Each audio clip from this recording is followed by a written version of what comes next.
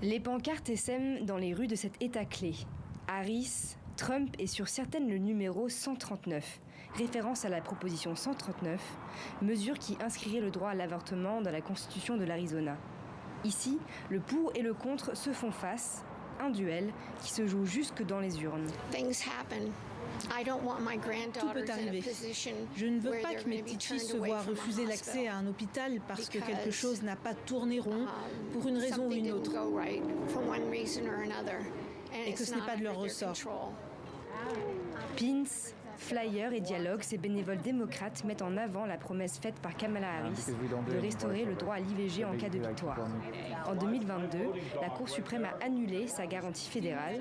Depuis, en Arizona, l'IVG est interdite après 15 semaines sans exception. Ébranlée par ce revirement, cette infirmière témoigne de la crise de santé publique. Il y a des déserts médicaux et il y a des femmes qui meurent à cause de ces interdictions d'avortement parce qu'elles n'ont pas accès aux soins en cas de fausse couche. Mais à Tucson, la jeunesse est loin d'être unanime.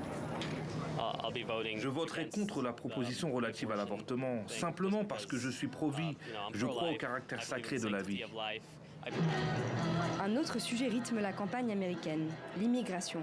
En Arizona, État frontalier du Mexique, un référendum organisé le même jour que celui sur l'avortement pourrait faire de l'immigration clandestine un crime. Un projet de loi en phase avec la plus grande opération d'expulsion de l'histoire américaine annoncée par Donald Trump. Kamala Harris a violé son serment, détruit notre frontière souveraine et libéré une armée de gangs de migrants qui mènent une campagne de violence et de terreur contre nos concitoyens. Parlant d'un pays changé, ravagé par l'arrivée de migrants, le républicain continue de fédérer derrière son slogan « Make America Great Again ».